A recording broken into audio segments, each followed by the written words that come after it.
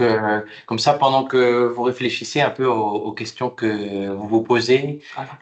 Avant peut-être de commencer, juste rappeler les deux options qu'on a pour poser les questions. Donc, si vous avez un micro qui fonctionne bien directement, comme on n'est pas non plus trop de monde, on peut vous donner la parole directement. Oui. C'est plus simple pour expliquer la question concrètement. Et si vraiment vous avez pas de micro ou autre, vous avez l'opportunité de le faire via le chat également. Oui. Ou si vous êtes timide aussi, pareil. Et donc oui, pendant que vous réfléchissez peut-être aux questions que vous voudriez poser, on peut regarder un peu les questions qui nous ont été envoyées par le formulaire. C'est des questions qui peuvent intéresser tout le monde, donc je pense que c'est intéressant de les voir. Alors il y a une première question, une personne qui nous demande par rapport à la case TTC, qui nous indique que visiblement la case TTC ne fonctionne pas. Alors ça c'est quelque chose qu'on n'a pas connaissance de soucis par rapport à ça. Parce que aussi bien en espagnol qu'en portugais ou en français, normalement, c'est une case qui fonctionne pour vous permettre de déclarer la TVA si la TVA est éligible. Je ne sais pas si la personne qui a posé cette question, si vous êtes ici présent ou si vous avez eu un souci avec cette case de la TVA, et vous pouvez nous indiquer. Pendant ce temps, je vais me connecter à l'application informatique et puis on pourra. Alors, vous pouvez lever la main si vous avez envie de prendre la parole. C'est que j'ai oublié de le rappeler en début de webinaire. En levant la main, on vous donne la parole. Dans tous les cas, si on ne voit pas de main levée, si vraiment la personne qui a fait cette question-là a vraiment rencontré un problème informatique sur la question de la TVA, n'hésitez pas sur les problèmes informatiques. C'est toujours important de nous envoyer une capture d'écran. Oui. Pour qu'on puisse nous ensuite voir avec les informaticiens qu'est-ce qui a bien pu se passer sur cette question-là. Donc ensuite, on a, alors oui, Alida Lefter. Oui, bonjour, vous m'entendez bien? Bonjour. Oui. Bonjour, merci d'organiser ce webinaire.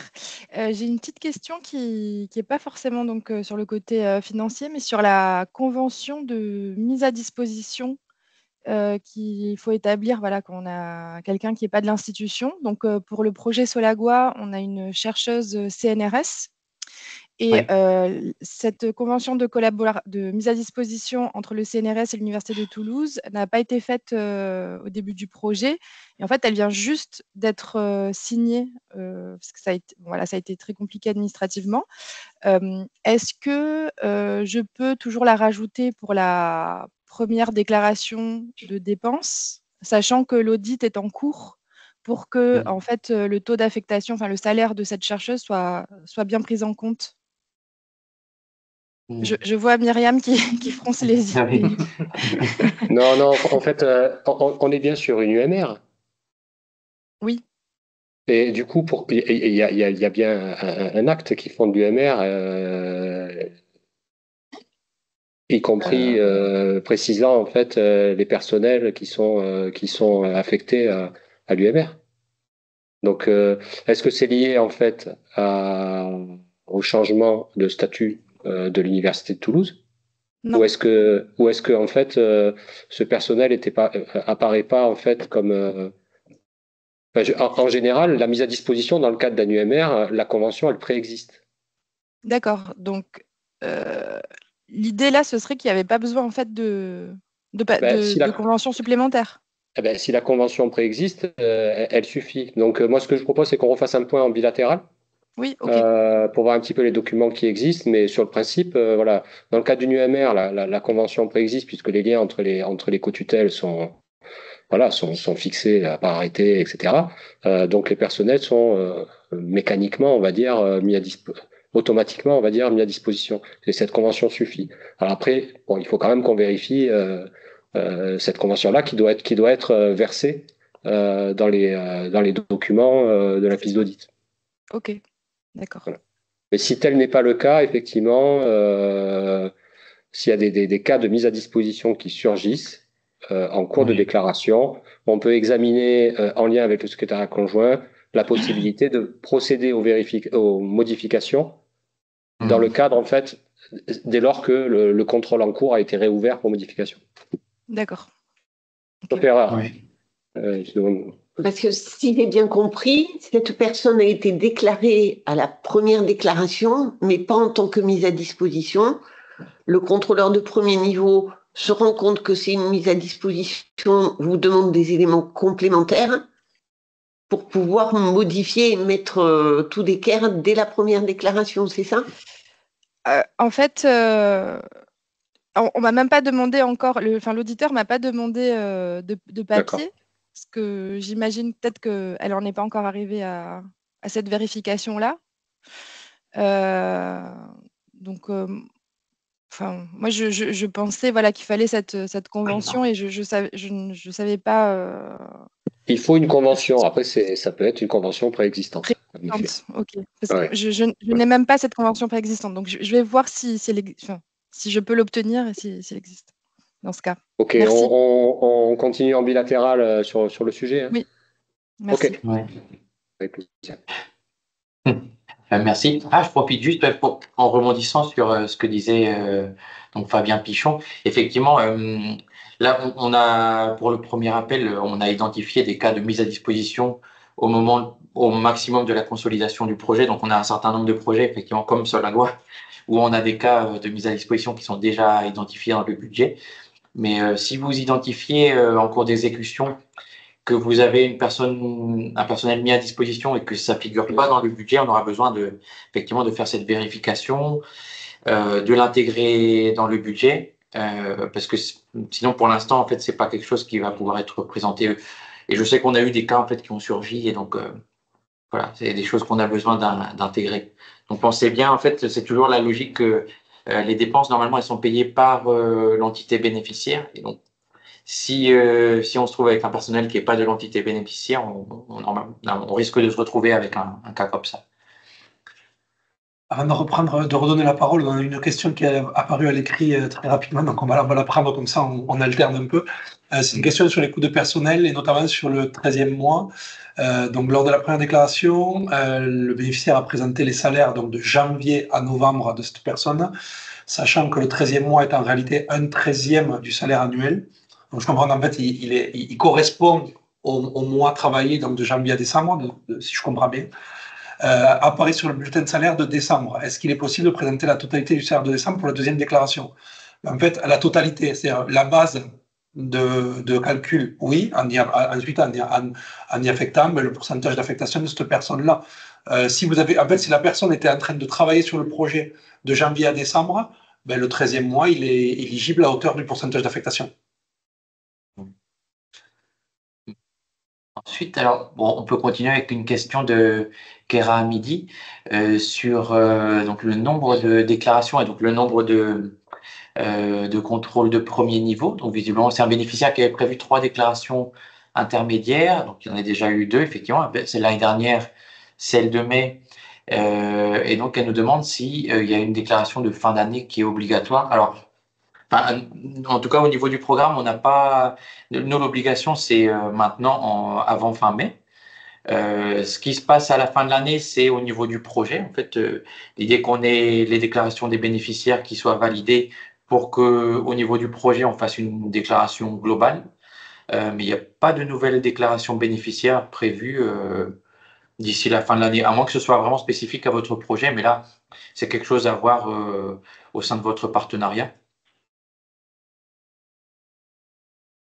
En effet, dans la mesure où le rythme des certifications, il est prévu en amont au sein de votre partenariat. Et du coup, le nombre de contrôles, il a été calculé, vous l'avez calculé sur la base de ce nombre de déclarations que vous aviez convenu au sein du partenariat. L'année dernière, c'est un cas particulier puisque la déclaration de mai a été retardée. Cette année, on retrouve en fait le calendrier normal de la déclaration annuelle au mois de mai. Donc, il y a au moins 3 déclarations intermédiaires prévues, plus une déclaration finale. Oui, sauf accord du partenariat pour en faire plus et convention passée avec le contrôle de premier niveau pour en faire plus également. Ouais. Il y avait des mains levées qui se sont baissées. Alors, je ne sais pas si c'est parce qu'en répondant aux questions écrites, on a répondu aux questions Mais en tout cas, si ce n'était pas le cas, ah voilà, il y a une question, une main levée de. Melissa Dominguez. Oui. Oui, bonjour à tous, excusez-moi. Bonjour. J'étais en train d'écrire du coup bonjour sur le chat. C'était par rapport à la question sur le personnel mis à disposition. Nous, ça a été le cas dès le début, mais c'est pas la même personne, ça a changé entre-temps de personne. Et par contre, pour la déclaration de dépenses, j'arrive pas à le déclarer, puisque quand je rentre du coup la nouvelle personne, quand j'ai le lien avec l'identité, j'ai que personnel propre à l'entité, pardon. Ce n'est pas du coup personnel mis à disposition. Et du coup, on a écrit, c'est mon directeur qui a écrit, je pense, au secrétariat. Et du coup, on n'arrive pas à avoir la réponse. On aurait aimé le déclarer, cette déclaration. Oui. Est-ce que vous pouvez nous rappeler le projet, peut-être? Oui, c'est Gestor. Gestor. C'est Monsieur Nod qui a écrit. Et donc, c'était une modalité qui était prévue au départ dans le budget? Mais normalement, oui, puisque du coup, cette personne-là, oui. Ouais. Cette personne qui gérait le projet était d'une autre communauté de communes. Et donc, du coup, le personnel était mis à disposition. Et là, cette personne n'est plus parmi nous, mais c'en est une autre qui l'a remplacée. Sauf erreur, il y a des modifications en cours sur Gestor, justement sur la question des mises à disposition. Peut-être Gloria veut intervenir, elle suit ce projet, donc elle pourra confirmer. Oui, Gloria. Oui, tout à fait, merci beaucoup. Et effectivement, le projet Gestor a 2 bénéficiaires avec mise à disposition et on attendait de pouvoir actualiser l'information pour les 2 en même temps. D'accord. Alors, c'est en cours, mais c'est bien pris en compte. On a été en contact avec Monsieur Rémy, il me semble. Oui. Alors, c'est bon, on est en train d'actualiser l'information. Et normalement, ça sera possible d'ici les prochains jours. Oui, donc vous pensez que ça sera possible pour cette déclaration-là? Oui, on espère. Oui, on espère. Super. Merci beaucoup, Gloria. Je vous en prie. On le redit, sur les mises à disposition, ça nécessite un examen et une validation préalable par les autorités du programme pour s'assurer effectivement que la modalité et le principe même de mise à disposition est conforme à la réglementation du programme. Ouais. Merci beaucoup. Merci. Peut-être en attendant d'avoir d'autres mains levées, on va continuer à lire les questions qui avaient été envoyées avant la réunion. Donc, une question qui nous dit: les actions du projet ont pris du retard. Une dépense d'investissement a été réalisée et payée en avril 2025 et doit être amortie jusqu'en décembre 2026. Comment faire car le plan financier du projet indique un amortissement qui prend toute la durée du projet depuis janvier 2024? Mais en fait, là, on est sur. Quand on parle de justification du budget, notamment sur les équipements, on est sur du prévisionnel. C'est-à-dire, on dit je pense acheter et commencer à utiliser l'équipement à partir de telle date. Et on a du prévisionnel d'amortissement en fonction de cette date-là. Une fois qu'on est sur la dépense présentée, on est forcément en fait sur du réel. C'est-à-dire, on a une date de facture, on a une date de début d'utilisation de l'équipement. On a une date de fin d'utilisation ou de fin de projet qui nous définit la période qu'on va pouvoir amortir sur le projet Sudway. Donc en fait, dans votre cas, je ne vois pas d'autre solution que d'amortir le réel. Si l'équipement n'a pas été utilisé comme il était prévu en fait à partir de janvier 2024 par exemple, mais plutôt à partir d'avril 2025, on pourra commencer à amortir à partir de ce moment-là. Oui, c'est toujours le principe, en fait, c'est l'utilisation de l'équipement qui génère une dépense éligible pour le projet. Et donc, à la fois au niveau du nombre de mois amortis, et puis aussi au niveau éventuellement, s'il y a un pourcentage d'utilisation, si pendant ces mois-là, en fait, l'équipement est utilisé à autre chose, il faut prendre uniquement la partie qui concerne le projet.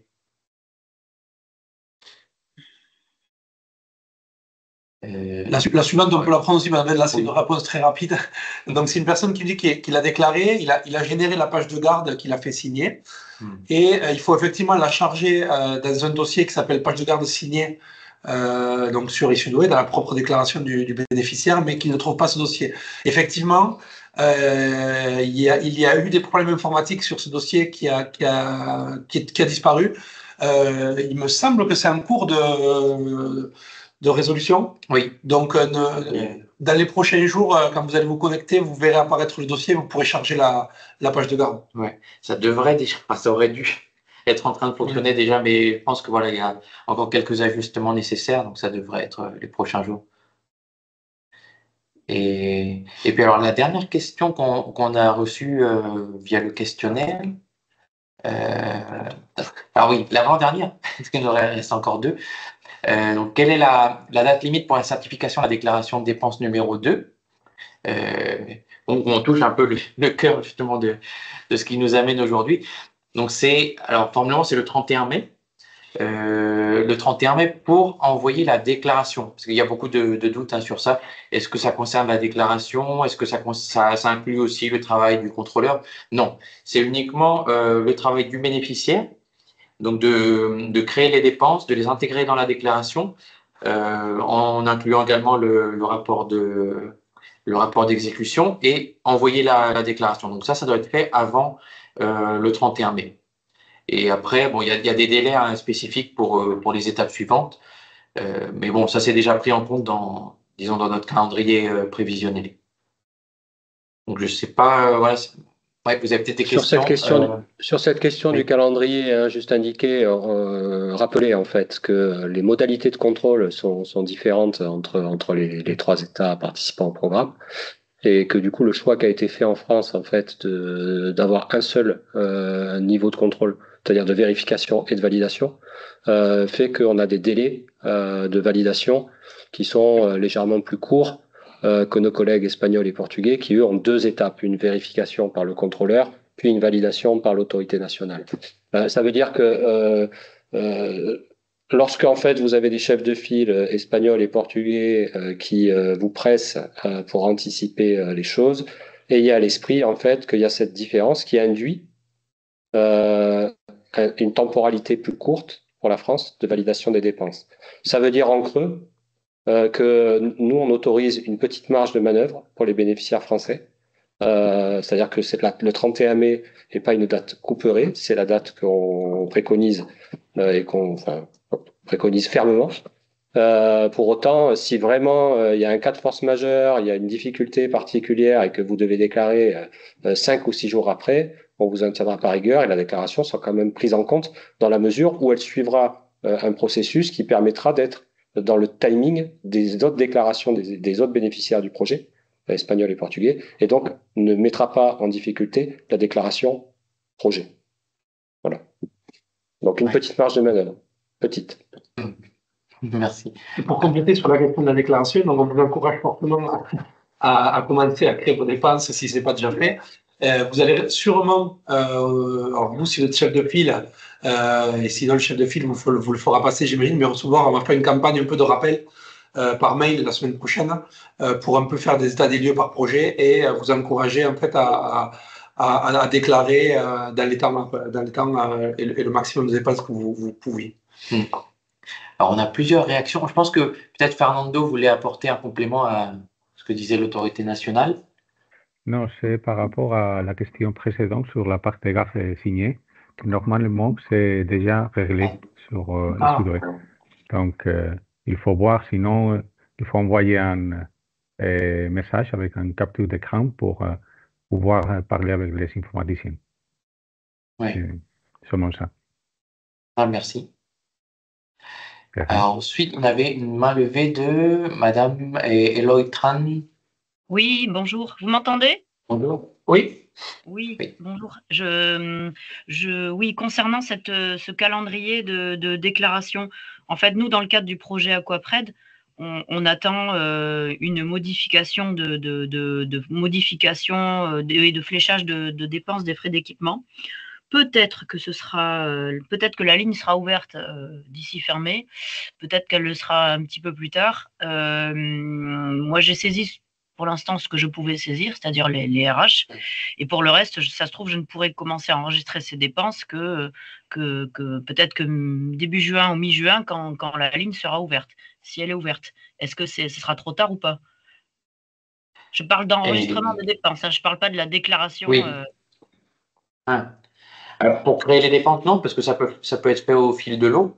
Mais après, pour les intégrer dans cette déclaration, oui. Enfin, je pense que, si je comprends bien, on est sur des dépenses qui n'étaient pas prévues au départ. Donc, Alors, effectivement, il vaut mieux ne pas attendre prévues, que ces dépenses qu'elles n'étaient pas dans la bonne case, en fait. Oui, oui. C'est la même chose. Le fait qu'elles ne soient pas prévues, qu'elles ne soient pas dans la bonne case. C'est la même chose, c'est ça.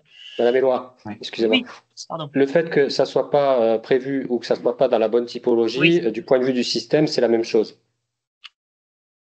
D'accord? Ça veut dire que derrière, en fait, il y a une décision du programme qui doit être prise en consultation, en fait, des différentes autorités pour autoriser le secrétariat conjoint, en fait, à faire la modification. Donc, on est dans un cas de figure, en fait, où on ne peut pas tabler sur la conclusion, en fait, de cette consultation des autorités du programme pour modifier le calendrier de déclaration. Donc, la réponse très concrète à votre question, c'est si c'est les seules dépenses, enfin, si pour boucler la déclaration, c'est ces dépenses-là qui bloquent, il faut déclarer. Parce que la décision, elle pourrait intervenir fin juin. D'accord?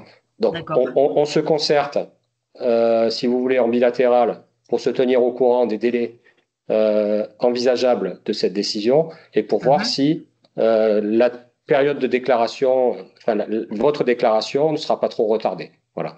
Mais il faut vraiment concevoir ça dans une logique de flexibilité vraiment spécifique, de souplesse spécifique à votre cas de figure, mais on ne peut pas tabler de manière systémique sur un tel mécanisme. C'est-à-dire que si en fait on est dans une logique de modification du projet, on déclare les dépenses qu'on a à déclarer, et puis celles qui font l'objet d'une modification, elles seront présentées à la prochaine déclaration. Okay. Le principe, c'est celui-là. Voilà. D'accord. Très bien. Merci. Merci. Donc, une main levée également de Céline Sanz. Il y a une question dans le chat de l'ONF qui est en lien justement avec la déclaration qui me peut paraître intéressante de traiter maintenant. Oui, d'accord, oui. Alors, l'ONF. Il est prévu qu'on puisse saisir au fil de l'eau. Ça n'a pas été mon cas. Je peux maintenant saisir, mais je n'ai pas pu le faire en avril, ni sur des dépenses de prestations, ni sur des dépenses de personnel. Est-ce normal? Non, normalement. A priori, non. Ça doit fonctionner pour pouvoir créer des dépenses au fil de l'eau. Je veux savoir exactement le motif en fait, de pourquoi vous n'avez pas pu créer vos dépenses. Oui. Est-ce que vous n'aviez pas d'accès ou savoir un peu le... Oui, oui, j'avais bien accès. J'ai fait ma première déclaration sans problème. J'ai voulu m'avancer parce que j'étais en congé en mai. Je n'ai rien pu faire au mois d'avril. Voilà. Donc, alors après, il faut savoir qu'il y avait le contrôle de premier niveau qui n'avait pas débloqué mon compte. Mais je ne sais pas si c'est un lien. Non, ça c'est un bug. Hein. Si c'est avéré, ce que je ne mets pas en doute, hein, c'est un bug parce qu'en effet, les déclarations ne sont pas liées. Quand un contrôle est opéré sur une déclaration, normalement, vous avez toujours la main en fait pour saisir des dépenses. On va regarder ça avec le secrétariat conjoint de manière un peu spécifique et puis on va remonter la chaîne des problèmes s'il y a quoi. Je ferai un essai. Je ferai un essai à la suite de la deuxième justification pour voir si je peux commencer la troisième et je vous tiendrai au courant.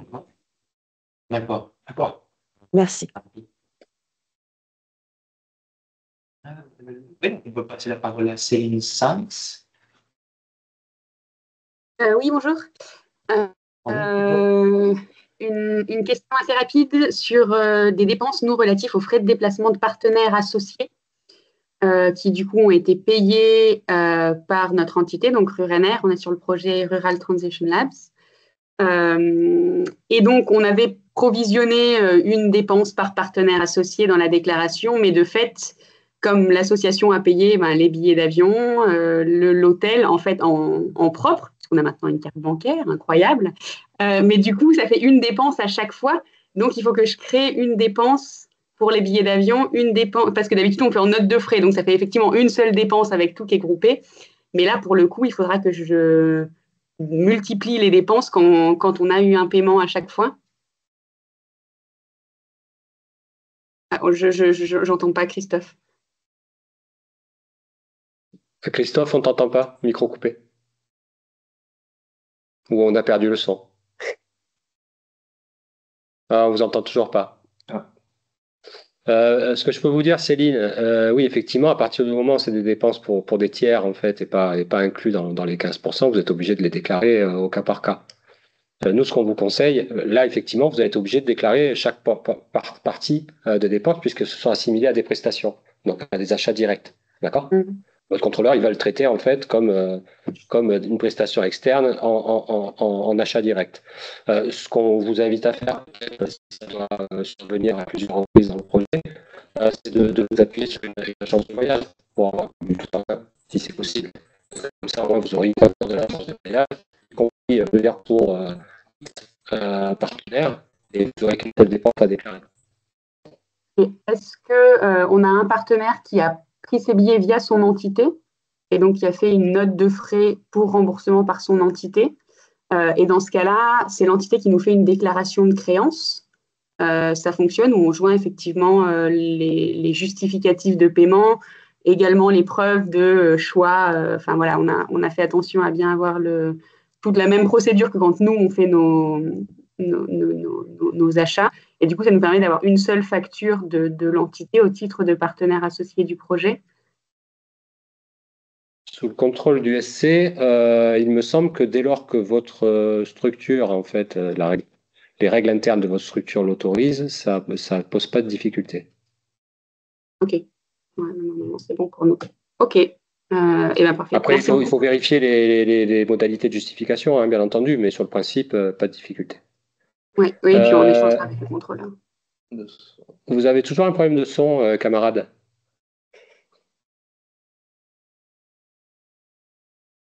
Pas bien, si j'ai bien compris la question, il y a à vérifier le montant maximum de question. Les montants maximum. Les montants de l'indemnisation, les coûts. Oui, par rapport en fait au barème. Oui, c'est ça. Oui, en effet. Dans la mesure en fait où il y a des barèmes publics qui sont prévus pour les administrations, c'est la base de référence en fait pour le remboursement. C'est un plafond en fait, une base de référence pour le remboursement des frais. Donc il faut s'assurer qu'on soit dans ce exemple. Je veux dire, si vous remboursez à une structure des frais d'hôtel, mais que la chambre d'hôtel il vous la propose à 800 € alors qu'elle est en général à 80, on est très largement au-dessus des barèmes, donc on ne peut pas accepter la dépense. C'est à ça que tu faisais référence, Fernando? Oui, c'est ça. Ok. Je pense que les collègues essaient de se reconnecter. On va prendre des questions. C'est ça, ils sont en train de se connecter. Ouais, on va continuer du coup pour eux. Il y a une question de Monsieur Casassian. Je ne sais pas quel est le projet.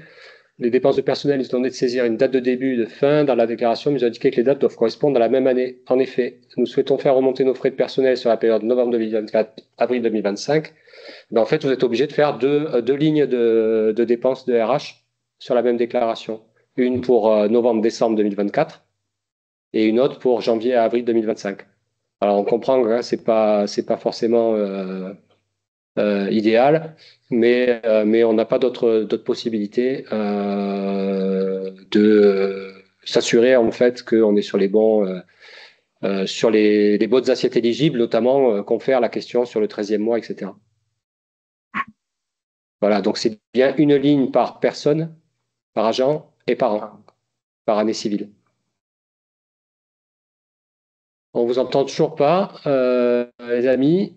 Madame Malbert nous indique: nous allons devoir réaliser la deuxième déclaration sans avoir eu de retour des dépenses de la première.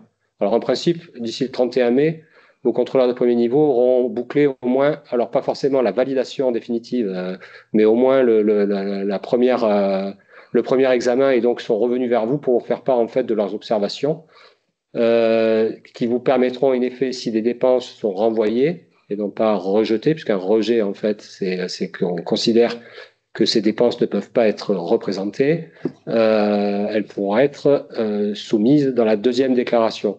Ce que je vous propose, Madame Malbert, c'est qu'on fasse un point spécifique pour voir où on en est effectivement du contrôle de premier niveau en lien avec votre contrôleur et voir s'il y a des sujets un petit peu compliqués.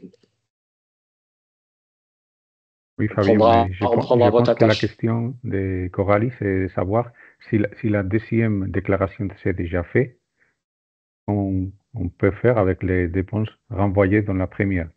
Et dans ce cas-là, la réponse est correcte. Il faut s'intégrer sur la troisième. Ça peut être la réponse à la... Mais je ne suis pas sûr. Hein. Non, je pense qu'en fait, le fait de le soumettre dans enfin, peut-être vous pouvez prendre la parole. Madame Malbert, vous avez un micro pour préciser? Non, mais je vois qu'elle met OK, donc ça devait être la bonne réponse. Si ce n'est pas le cas, on peut continuer à échanger sur le sujet. Mesdames de Garazi, si vous voulez poser votre question. Oui, bonjour. Bonjour. Nous sommes sur le projet Revital. Et donc, la question que nous avons, c'est sur les délais de déclaration. Parce que donc, ce projet se déroule jusqu'au 31 décembre 2026. Mais sur l'année 2026, ça va être plus du temps d'analyse, d'évaluation des résultats.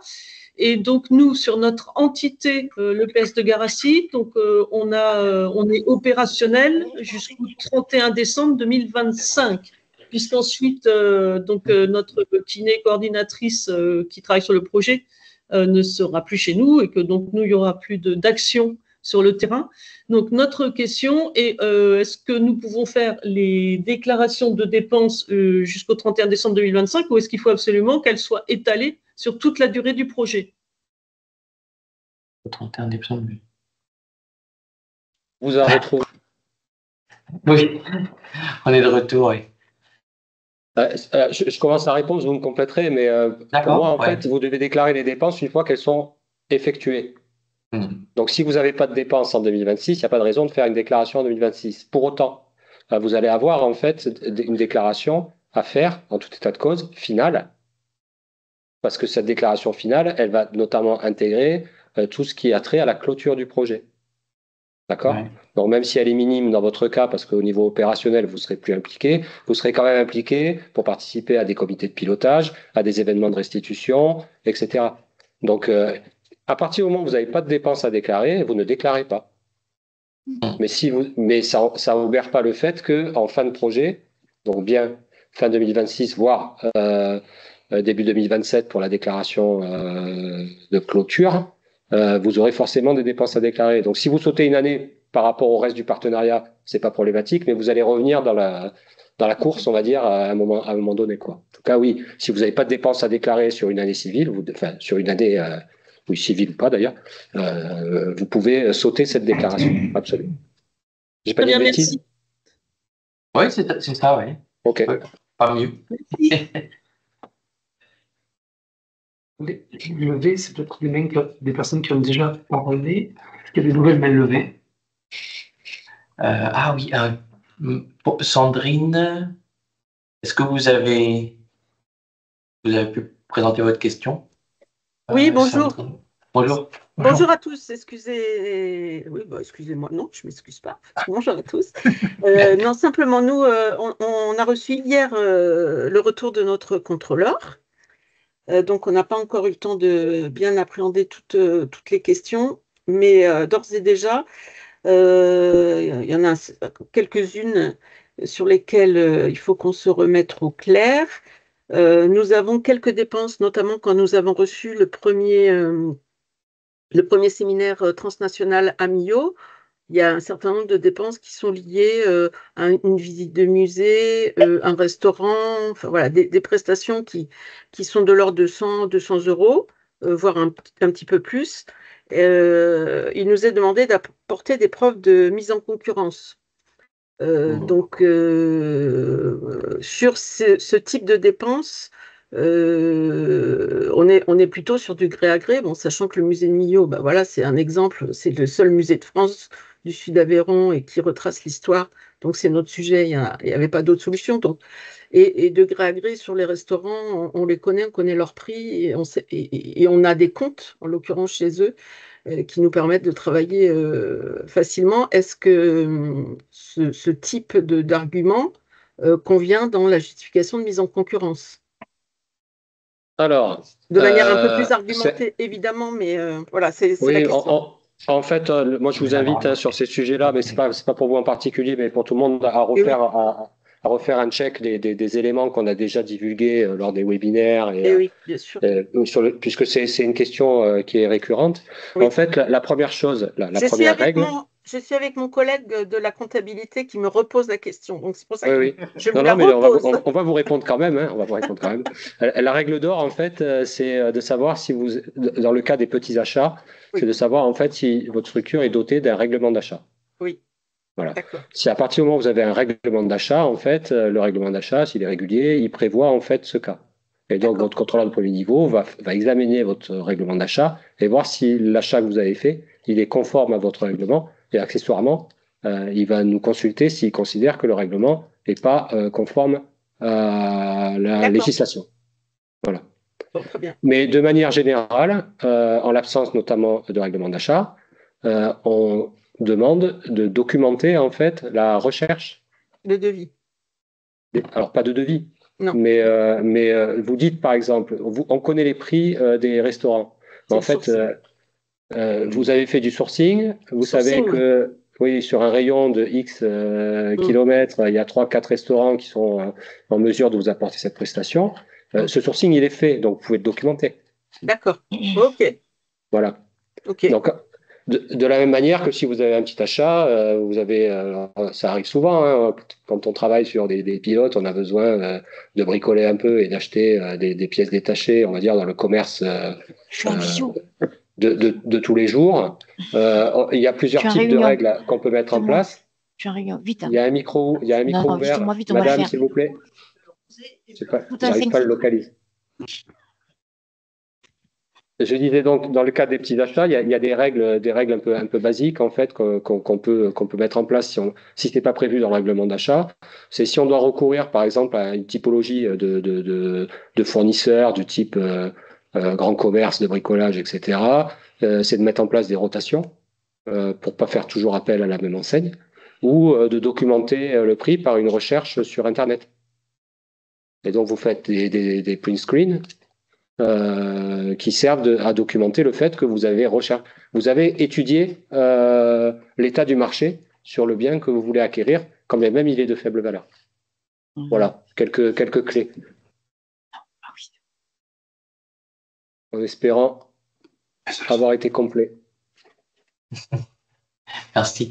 Alors, on a des mains levées donc de Cécile Bruno. Oui, bonjour, je suis Cécile Bruno, CNPF Nouvelle-Aquitaine. Nous, on est sur 2 projets, Coptree et Use for Forest. On a eu 2 retours là récemment des contrôleurs de premier niveau. Je rebondis sur le cas de madame précédemment, où on me demande tout un tas de choses, y compris la mise en concurrence du contrôleur de premier niveau ou de la formation que le contrôleur premier niveau peut nous apporter, en sachant que ces documents sont déjà sur la plateforme, puisqu'il a fallu qu'on prouve la mise en concurrence et autres. Et j'ai le contrôleur de premier niveau qui me dit qu'il n'accède pas aux mêmes informations que nous sur la plateforme. Donc, je suis obligée de tout lui retransmettre. Donc, c'est un travail de longue haleine parce qu'entre les deux, je vous assure, on nous demande énormément de choses. Sur Use for Forest, on va jusqu'à me demander la description des 2 agents qui sont sur ce projet, dont un référent DFCI qui est la défense des feux incendie, contre les feux d'incendie en forêt, et la personne, la responsable du projet qui suit. Donc, je leur ai demandé qu'ils me fassent un descriptif de leur mission et de leur temps passé, parce qu'ils vont jusqu'à demander ça, et les déclarations de taxes salaires et autres. Donc, on a eu beaucoup de demandes en retour du contrôleur premier niveau sur les 2 projets. En pièces complémentaires des dépenses, des premières dépenses déclarées. Oui. Alors, sur le premier point, je pense que ça, au niveau informatique, on se trouve sur deux tâches qui sont différentes. Et donc, effectivement, c'est normal que le contrôleur il puisse pas avoir accès à la tâche qui est à sa propre sélection. Vous avez accès parce que vous l'avez formulé, mais effectivement, le contrôleur, lui, il arrive par la suite. Donc, lui, il a accès en fait aux documents qui sont liés aux dépenses. D'accord. Voilà, c'est pour ça. Attention, c'est pour ça. un point de vigilance. Il faut toujours expliquer en fait les choix qui sont faits pour que vous compreniez en fait, parce que souvent en fait, en tant que porteur de projet, vous avez l'impression d'être harassé de demandes, mais il faut qu'on explique les raisons. En fait, vous avez fait une procédure de sélection du contrôle de premier niveau. Oui, tout à fait. Cette procédure de sélection, elle est pilotée par l'autorité nationale en lien avec vous, etc. À partir du moment où en fait la sélection est terminée et que vous avez contracté avec ce contrôleur de premier niveau, vous basculez en fait sur un marché et une dépense. Ce marché et cette dépense, ils doivent être connus par votre contrôleur de premier niveau. Alors mécaniquement, il connaît puisqu'il a lui-même signé. Tout à fait. C'est ce que j'ai répondu d'ailleurs. Oui, mais il y a d'autres. Donc il faut que ça apparaisse dans l'onglet contrat, quand bien même ça apparaissait déjà dans l'onglet déclaration, sélection du contrôleur de premier niveau. Pourquoi? Parce qu'en fait, votre contrôleur de premier niveau, il n'a pas à savoir quelle offre a été faite par les autres contrôleurs de premier niveau.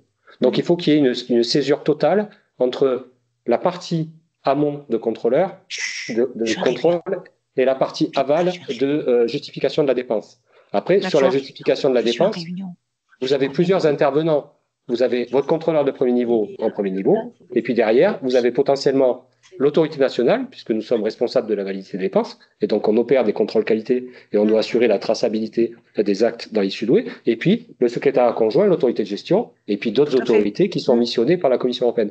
Donc la traçabilité, elle doit être totale. Ça explique que sur ce cas-là, du marché de contrôle, vous êtes obligé de recharger en fait un certain nombre de pièces dans un onglet. Après, sur la partie RH, alors je suis désolé, on avait un petit aparté avec mes collègues et du coup, j'ai pas tout à fait saisi ce qui vous était demandé. Ce qui est sûr, c'est que quand on déclare un salarié, on doit apporter en appui dans l'onglet qui concerne ce salarié-là une pièce expliquant en fait qu'il est bien présent à tel endroit sur ce poste. Donc, c'est un arrêté ou contrat ou un contrat selon son statut, etc. Donc, ça figure bien. Après, vous avez les déclarations de dépenses sur lesquelles vous allez avoir les bulletins de salaire, les tableaux précisant les dépenses qui ont été écartées, etc. On ne demande pas de feuille de temps, à condition, on ne demande jamais de feuille de temps, mais on ne demandera pas plus d'éléments en fait que ce qui figure dans l'issue douée, à condition que les éléments qui figurent dans l'issue douée permettent raisonnablement d'évaluer que votre agent, il n'est pas potentiellement surfinancé par d'autres subventions publiques.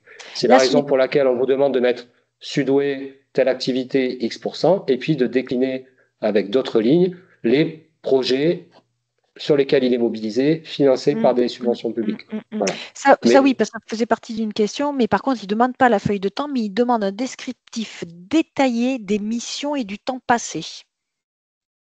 Ça, je l'ai sur Use for Forest. Bon, écoutez, on va refaire le point en bilatéral sur ce sujet, mais non, c'est pas. Ce qui peut être demandé, en fait, c'est en cas de doute sur la correcte affectation du projet, d'avoir juste la fiche de poste. Oui.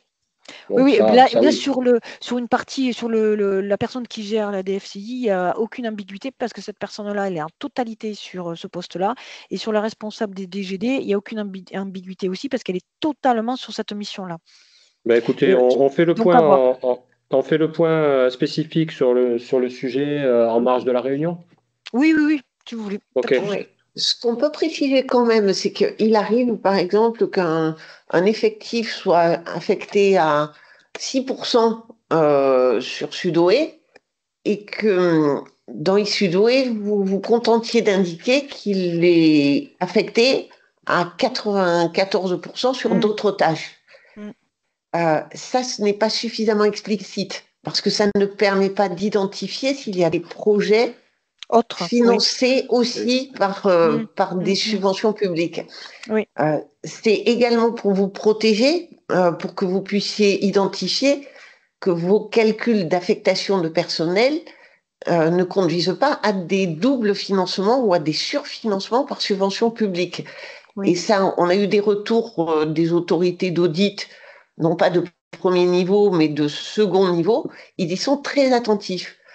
Donc, quand les contrôleurs de premier niveau vous demandent de préciser, c'est aussi pour que vous ayez la garantie de ne pas être mis en difficulté a posteriori. Donc voilà, tout dépend comment vous avez saisi dans les SUDOE l'affectation de chaque personnel. Ouais.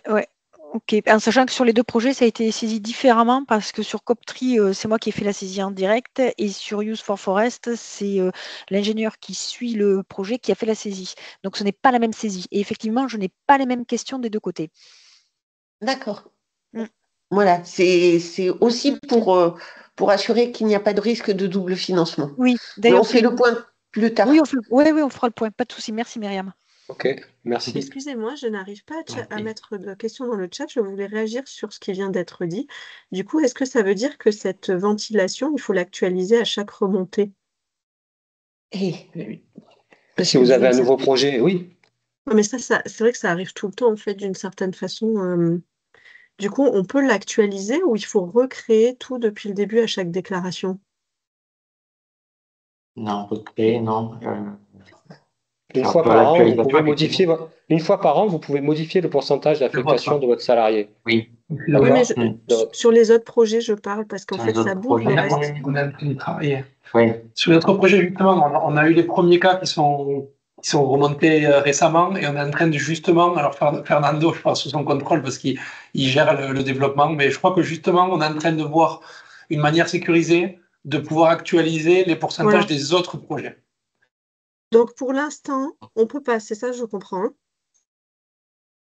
Il me semble, Fernando, peut-être que tu peux nous faire une, s'il est présent, je ne sais pas s'il est là, mais il me semble que non. Je sais qu'il était en train de le voir, mais je n'ai pas suivi les derniers développements. Nous sommes en train de travailler sur ça exactement, mais pour l'instant, ce n'est pas développé, c'est vrai. Donc concrètement, je vous donne un cas. Imaginons qu'on a saisi le pourcentage de travail sur le projet SUDOE ne change pas, mais il y a un autre projet public qui s'est arrêté et du coup, ça a revu la répartition des autres de l'occupation du salarié sur les autres projets. Ça, comment on le gère en fait? Pour l'instant, dans le SUDOE, ce n'est pas possible. Donc on laisse comme ça. En fait, il faut voir au cas par cas. Il faut voir au cas par cas ce que ça génère comme modification. Est-ce que ces projets, enfin, par exemple, vous dites le temps d'investissement sur les autres projets, il augmente.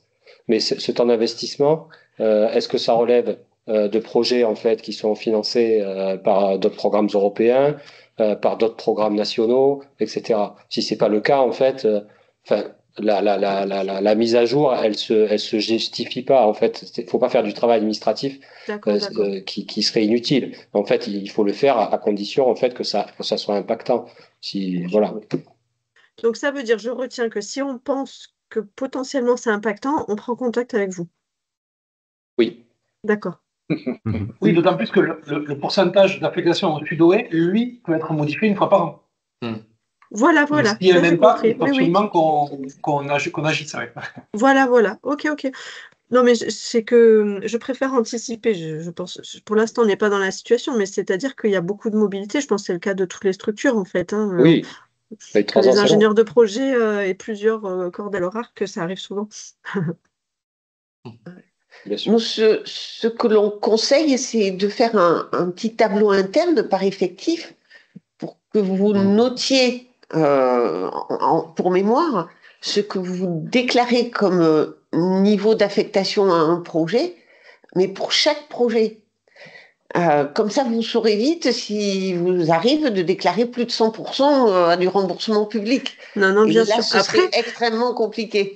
Après, il y a la théorie et la pratique, parce que pour tout dire, En fait, nous, on calcule toujours des pourcentages d'affectation moyens et les dates des remontées ne sont pas les mêmes sur les programmes européens. Donc, du coup, en fait, quand il y en a un qui clôture, par exemple, la remontée en novembre, l'autre c'est en décembre, le truc moyen, c'est complexe. Ça peut devenir complexe. Mais on fait au mieux. C'est complexe si on a des feuilles de temps, mais si vous êtes sur des forfaits, le forfait reste un forfait. Hein. Oui, mais quand même, il y a deux, trois complexités. Oui, non, mais il y a des cas particuliers, oui, mais nous on le pratique, hein, donc c'est pas que théorique, hein, on le pratique nous-mêmes sur les programmes sur lesquels on travaille. Donc. D'accord, ok. Merci. Merci. Ensuite, on a une question main levée de Madame Julie Bordenave. Oui, bonjour, je suis à l'Italie pour le projet Phosphore Cycle.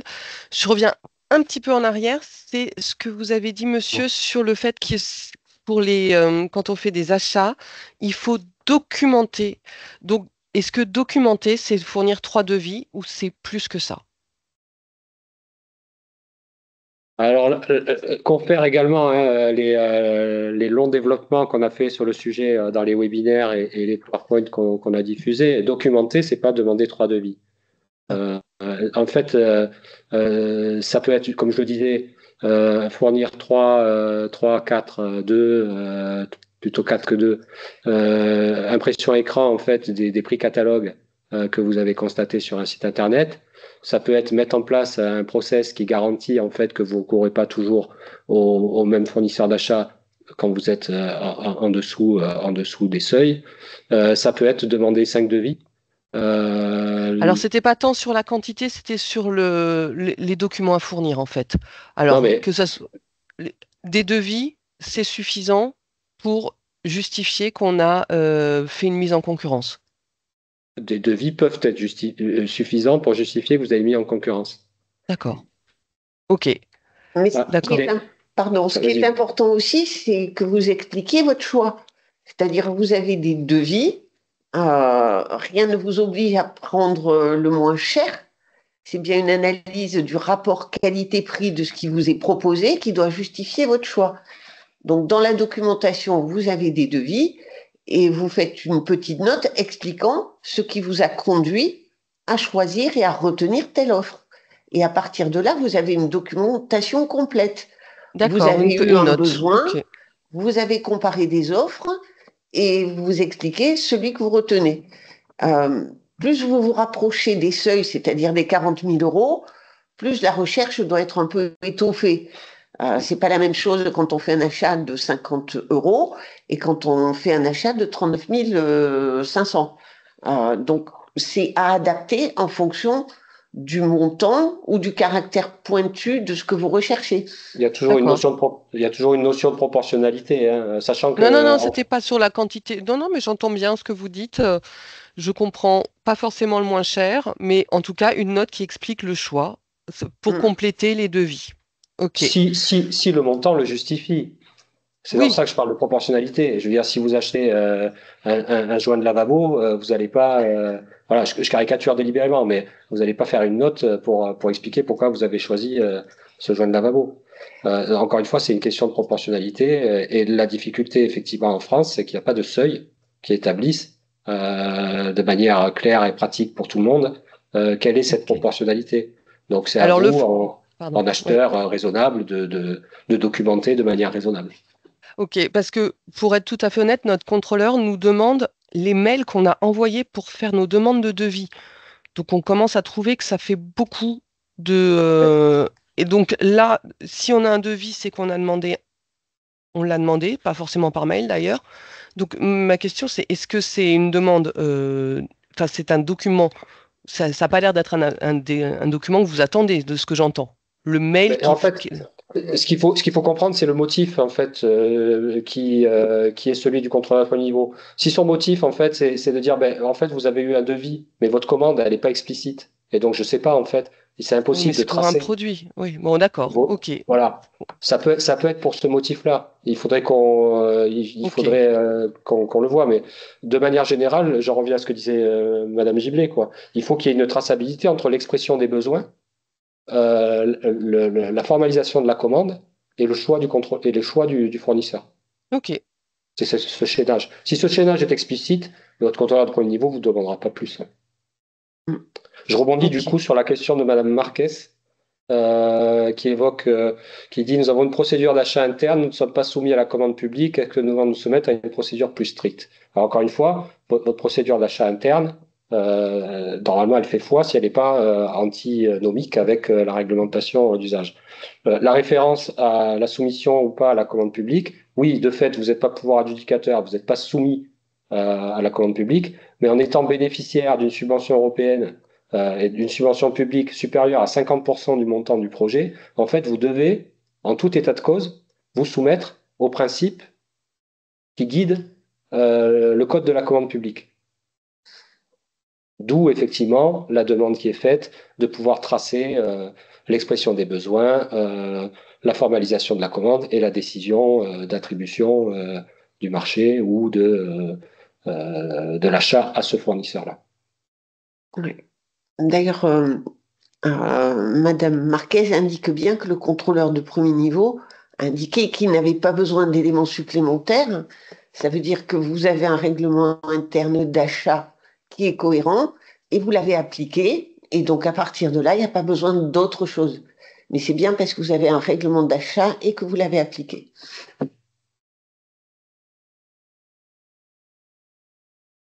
On vous laisse reprendre la main. On t'entend pas, Alexandre.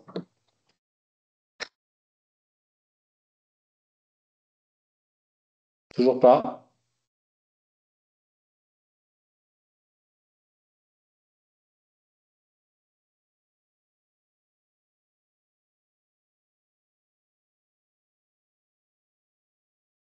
Non, ça ne marche pas. Bon.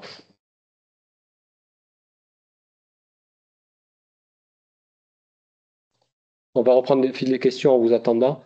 Qui a en question Madame Bruno.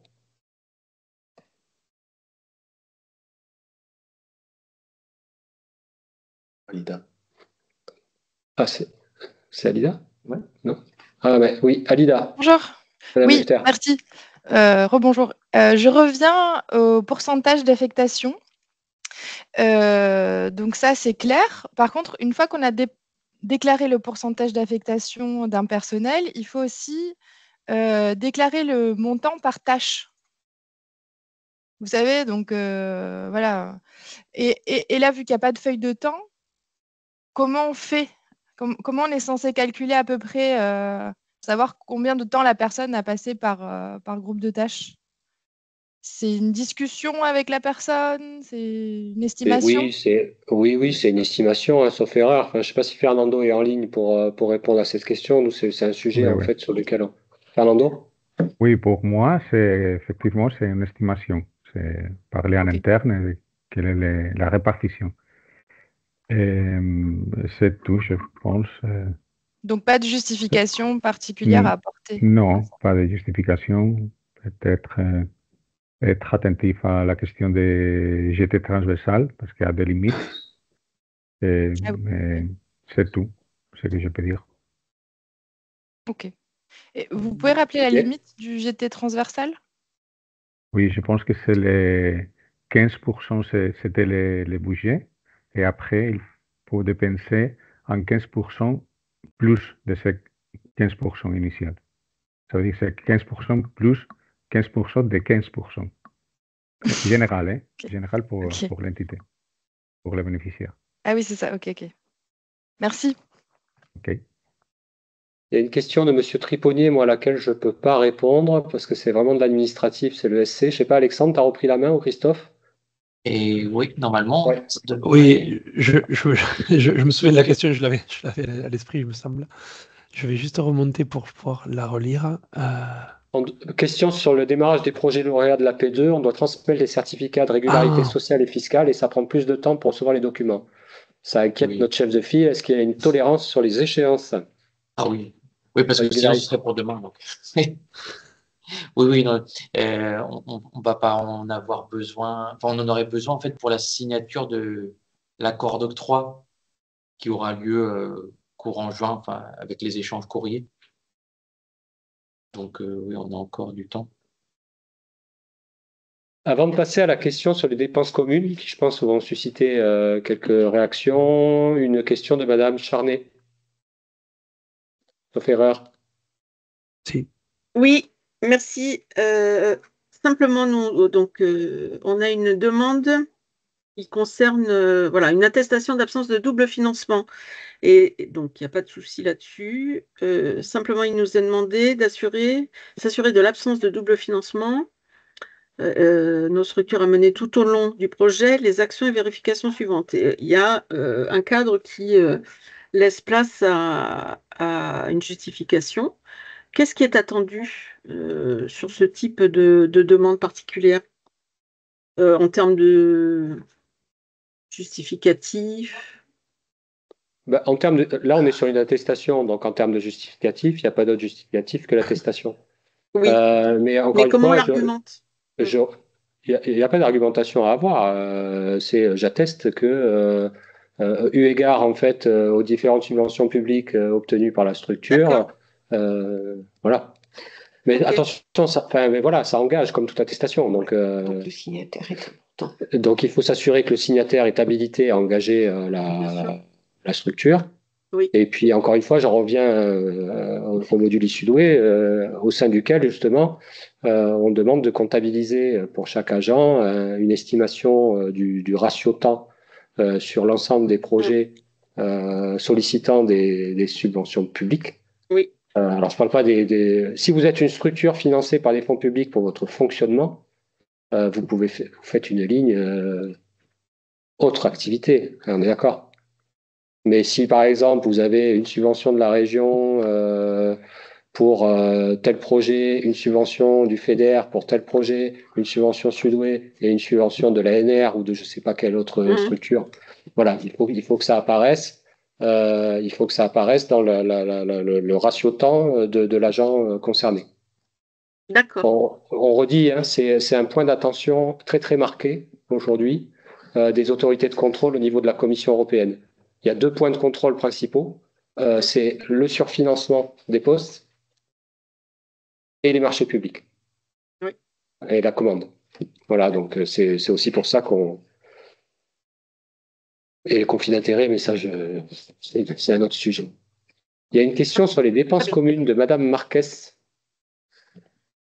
qui, je pense, en fait, nécessite de repréciser le process. Est-ce que les dépenses liées à des factures communes pourraient être présentées dans la deuxième déclaration de dépenses alors que le contrôle de la première déclaration n'est pas terminé? Alors, la question de la dépense commune. Christophe, tu veux... Non, si tu veux, je la lisais moi aussi. Le point fondamental, c'est de savoir qui porte la dépense. Alors, en général, c'est le chef de file. On va partir de ce principe-là. Vous êtes bénéficiaire d'un projet et le chef de file porte la dépense commune. Les conditions, en fait, qui permettent à votre contrôleur de premier niveau de valider la dépense, c'est que le marché relatif à cette dépense commune ait été jugé régulier par les autorités en charge du contrôle du chef de file. D'accord? Ça se fait en cascade. Là, ça, c'est le principe. En fait, on a mis en place, dans le cadre du Sudway, un mécanisme qui fait que, en principe, je dis bien en principe parce qu'il y a eu des bugs au démarrage. En principe, tant que la dépense du chef de file concernant ce marché n'a pas été vérifiée par le contrôleur du chef de file, vous ne pouvez pas saisir la dépense. D'accord? Donc, ce qu'il faut, c'est s'assurer, que votre chef de file a bien documenté le marché dans Sudway et qu'il a bien fait une déclaration de dépenses qui se rapporte à ce marché. Et en cascade, effectivement, s'il le déclare sur la première déclaration, vous ne serez en mesure de le déclarer en principe que sur la deuxième, sauf s'il a été très rapide et qu'il a fait en sorte que son contrôle intervienne très tôt. Sinon, si tel n'est pas le cas, ça reporte d'autant en fait la date à laquelle vous allez pouvoir déclarer. En espérant avoir été complet, mais les collègues, je vous laisse compléter si nécessaire. Notamment sur le déploiement dans les Sudway qui m'échappe un peu plus. Non, c'est comme ça, Fabien. Il faut être peu attentif parce que c'est vrai que maintenant, la majorité des déclarations des bénéficiaires portugais et espagnols sont déjà vérifiées. Donc, c'est possible que ce sera possible d'intégrer les premières dépenses communes pour les bénéficiaires français sur ces deuxièmes déclarations de projet des bénéficiaires.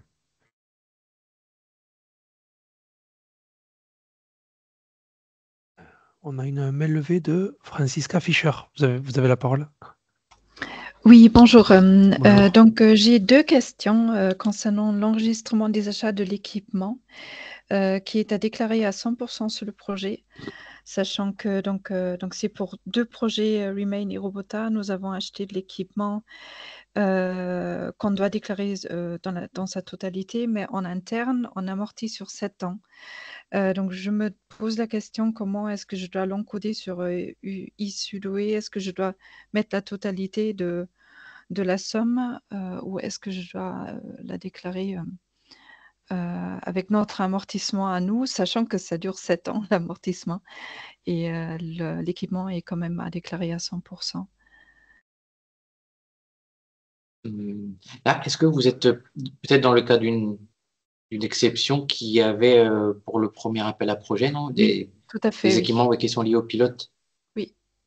Oui, donc dans ce cas, en fait, les équipements, ils sont déjà identifiés dans cette Dans le partie, il me planning semble, financier. et dans les équipements, en fait, dans la partie C2, enfin, Oui. spécifique, voilà. Donc, si vous créez la dépense et que vous sélectionnez cette option, normalement, vous verrez les champs qui vous permettront de répondre de façon cohérente. Oui, ok, d'accord. Donc, je suis ce que eSudoe me dit, en gros. Oui, Ok. normalement, tout est prévu pour ça. D'accord. Oui, c'est ça. Donc, Si ce qui m'amène l'équipe. à la deuxième question aussi, parce que donc apparemment, il faut que j'indique la TVA, mais la TVA, elle est récupérée. Donc, est-ce que je la note à 0 ou est-ce que parce que si j'indique enfin, je peux indiquer que le hors-taxe et indiquer la TVA en tant que 0, alors que sur la facture, la TVA, elle est bien affichée, mais on ne la paye pas, on la récupère. Donc, vous déclarez le hors-taxe quand bien même la TVA figure dans la facture. Oui, mais si j'indique la TVA également dans eSudoe, il me dit que je déclare 32 400 au lieu de 27 000. Ah mais non, vous ne déclarez pas la TVA dans eSudoe. Dans eSudoe, en fait, vous déclarez le montant éligible de la facture. Donc le montant éligible de la facture, dans votre cas, en fait, c'est le montant hors taxe. Et votre contrôleur de premier niveau, il sera à même, en fait, de reconstituer que le montant déclaré correspond bien hors taxe puisque vous êtes assujetti à la TVA. Ok, d'accord, très bien. Mais normalement, la case de TVA, vous n'avez pas à mettre 0 ou quoi que ce soit, vous pouvez la laisser blanche. Oui, ok, d'accord, très bien. Après, dites-nous si ça bloque, mais normalement, c'est prévu comme ça. Ok, parfait. Merci. Excusez-moi, j'ai une question concernant la TVA particulièrement. Je peux intervenir? Voilà, alors oui, parce que moi j'avais posé une question. Je suis Madame Éloi, pardon, excusez-moi, projet Aquapred Université de Bordeaux. J'avais posé une question en prévision de notre webinaire aujourd'hui. Je me suis retrouvée par rapport à cette question de la TVA. Effectivement, la seule case qu'on a, c'est la case hors taxe. D'accord. Par contre, moi, je me suis retrouvée avec une petite difficulté. Et la difficulté qu'on a, c'est transposer le règlement du projet dans nos outils internes à l'université. Ça, c'est un sacré challenge.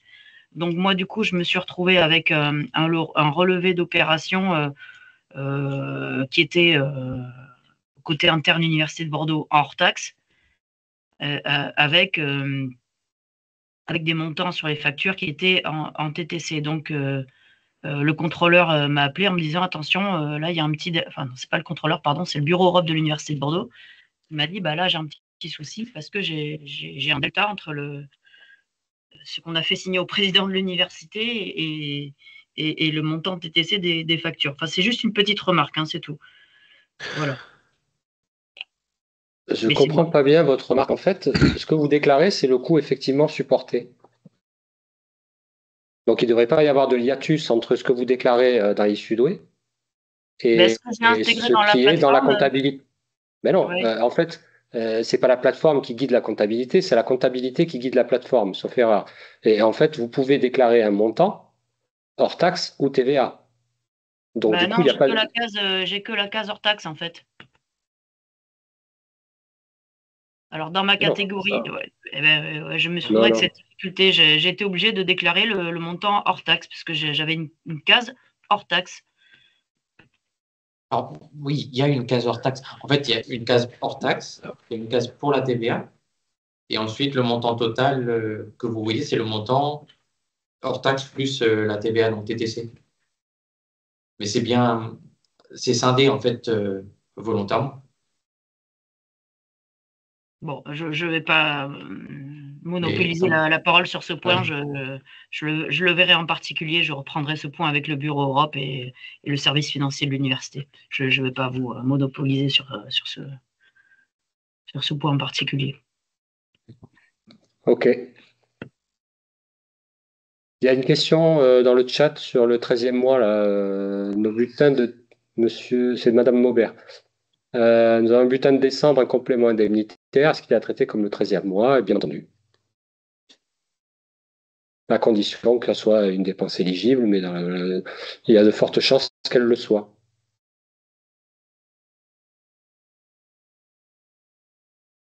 Il n'y a pas de levé. Ouais. Ensuite, la question suivante, c'est sur la déclaration finale de Céline Sins, donc des projets qui se terminent au 31 décembre 2026. Est-ce que la déclaration finale serait en mai 2027? Alors, il ne faut pas repartir en fait sur le cas de mai qui est vraiment pour les déclarations intermédiaires. Il y a un calendrier qui est spécifique pour les déclarations finales. Et alors maintenant, il me semble qu'on est sur 5 mois. Mais pour obtenir la déclaration validée par votre contrôleur. Donc, il faudrait, après à vous de voir, en fait, vous avez entre janvier et mai pour vous caler avec votre contrôleur et déclarer la dépense de façon qu'elle soit déclarer la déclaration de façon qu'elle soit validée. Une autre question concernant la page de garde. Pour la deuxième déclaration, on me demande si elle est à déposer signée sur Issuedway pour le 31 mai. Alors non, la date du 31 mai, alors déjà Fabien a très bien expliqué que cette date du 31 mai, c'est pas un couperet. Si vous n'arrivez pas pile le 31 mai, vous pouvez plus déclarer, ça déjà. Mais en fait, la date du 31 mai, c'est pour appuyer sur déclarer, c'est-à-dire pour clôturer le process de déclaration. Ensuite, on comprend bien que si vous déclarez par exemple le 31 mai juste, ou le 30 mai, peu importe, vous allez peut-être pas avoir accès à une signature le jour même. Donc on a un délai raisonnable pour charger sur la plateforme la page de garde signée et que votre contrôleur de premier niveau y ait accès. Donc c'est pas juste pile le 31 mai. Vous avez vraiment un délai pour pouvoir la charger.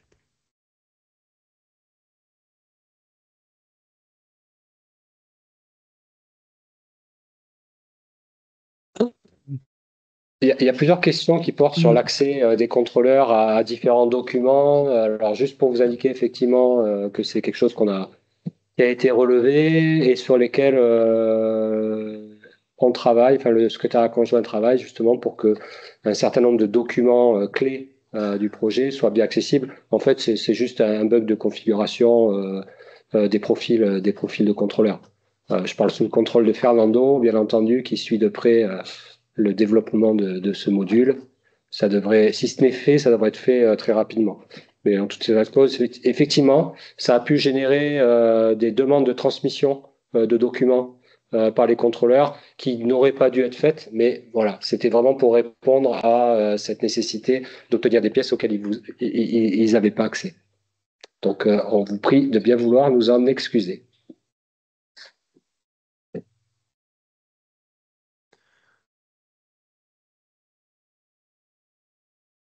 Question donc pour le projet Social Forest sur le temps passé par le personnel sur les autres tâches. Mais, ça rejoint en fait ce que disait l'autorité nationale précédemment. En fait, c'est important à vous de voir en fait. Mais si vous êtes sur des projets qui sont financés par des fonds publics, c'est important de suivre aussi le temps sur les autres projets de façon à pouvoir garantir l'absence de surfinancement ou de double financement.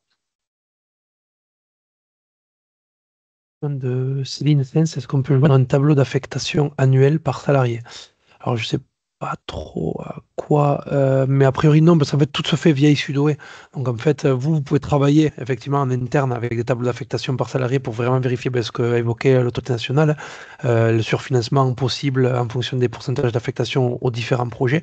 Mais sur l'application informatique Issudoé pour le moment, donc je crois que ça rejoint aussi un débat qu'on a eu juste avant, hein, mais on a le pourcentage d'affectation Issudoé qui peut et qui doit, si vraiment il y a une nécessité, être modifié donc une fois par année civile.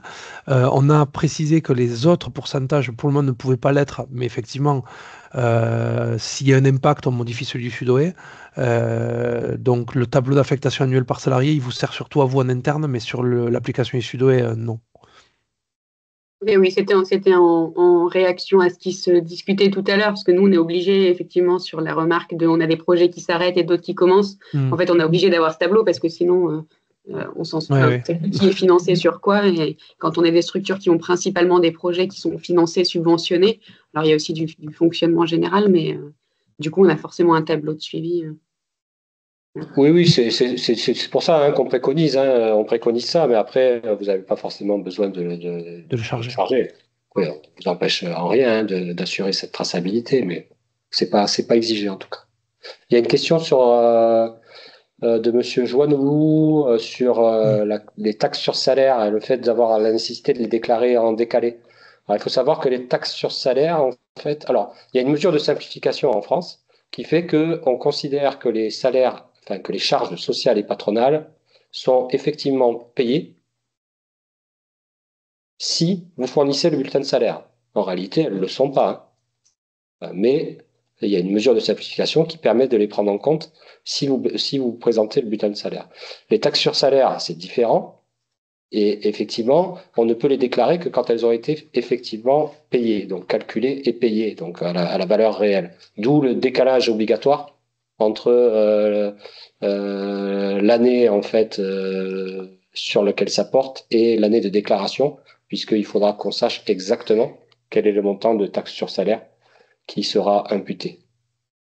Tu veux compléter, Myriam? Oui, c'est par souci de lisibilité, on conseille de saisir en dépenses de RH les éléments éligibles sauf la taxe sur les salaires et de faire une ligne spéciale pour déclarer la taxe sur salaire quand elle est définitivement connue.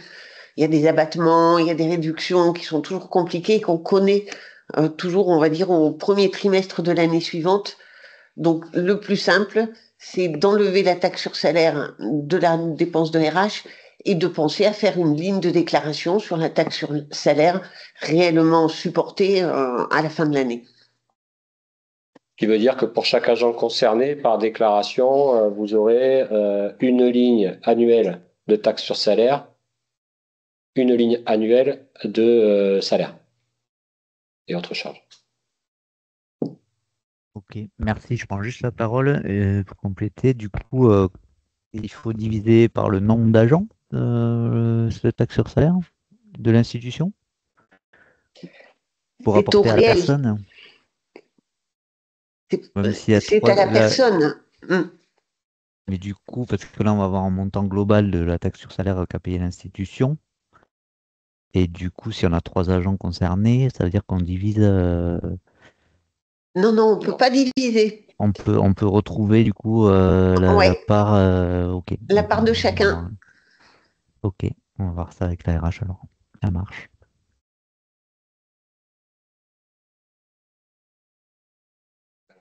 De l'ONF, toujours sur les primes.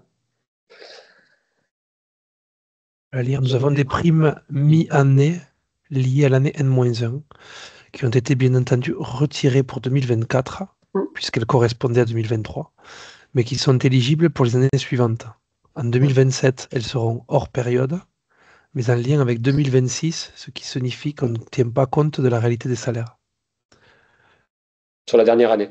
Exactement, sur la dernière année, ça arrive toujours dans les programmes, puisqu'en fait il y a des dates d'exécution des projets avec une période d'éligibilité des dépenses qui effectivement guide la déclaration des dépenses. C'est ce qu'on appelle un effet de seuil, et ça on n'y peut rien.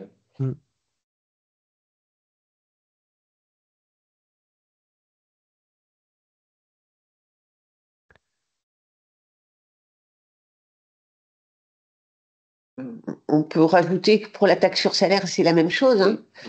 Hein. Si votre projet se termine au 31/12 et que vous n'avez pas réellement supporté, eu l'établissement de la taxe sur salaire de la dernière année, ce ne sera pas pris en compte. C'est toujours le problème de l'échéance. Ouais. Ou la TVA partielle.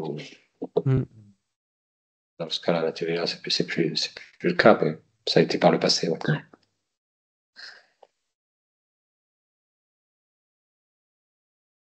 Est-ce qu'on a répondu à tout le monde pour l'instant, je crois?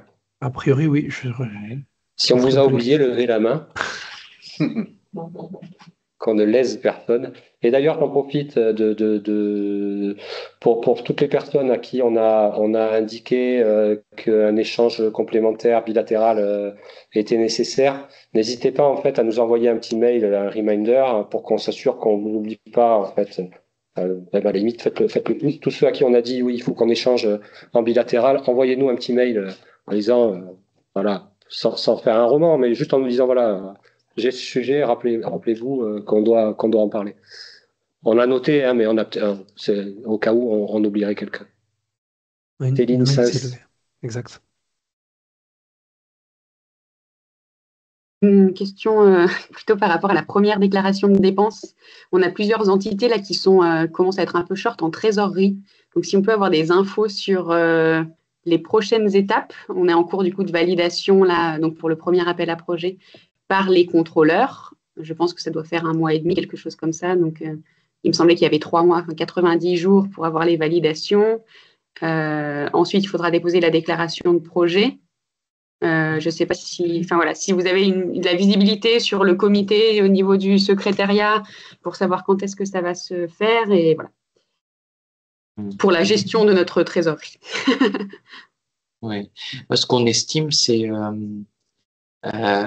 une déclaration de projet, effectivement, septembre, voire même un peu après septembre, parce que ça semble peut-être ambitieux de réunir toutes les déclarations validées en septembre, mais à l'automne en tout cas. Et donc probablement un paiement entre la fin de cette année et début de l'année prochaine. Ok. Donc pour les tensions actuelles de trésorerie, il ne faut pas compter dessus. Oui, malheureusement. Ouais. Ok, ça marche. De toute façon, on est prêt. On a la déclaration de projet qui n'attend plus qu'à être chargée. Mais voilà, d'avoir le calendrier, ça nous permet de gérer au mieux et notamment des dépenses à engager. Comme là, on est sur la fin d'une période de déclaration, c'est assez stratégique de pouvoir faire des dépenses avant le 31 mai pour qu'on puisse les intégrer. Enfin, dans notre cas, où on est plutôt agile sous un format associatif, en tout cas. Mais du coup, voilà, ça demande de pouvoir les faire. Merci beaucoup.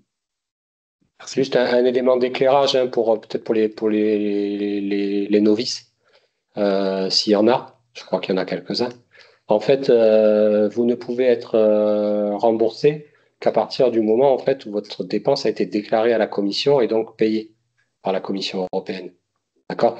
Donc ça veut dire que mécaniquement, s'il n'y a pas de déclaration projet, il ne peut pas y avoir de remboursement, puisque derrière la déclaration projet, il y a une déclaration en fait de l'autorité de gestion à la Commission européenne, à l'autorité de paiement, via l'autorité de paiement, l'organisme comptable, et puis après, il y a ce remboursement de la Commission européenne qui permet à l'autorité de gestion d'enclencher le paiement.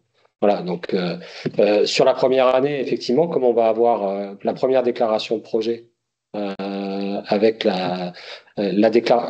potentiellement la déclaration de mai plus celle de l'année précédente, il y a une temporalité qui vous est défavorable. En revanche, il y aura une petite optimisation en principe sur le montant que vous allez percevoir en fin d'année ou début d'année prochaine. Mais ça résout pas effectivement la question du cash flow, quoi. On en est conscient.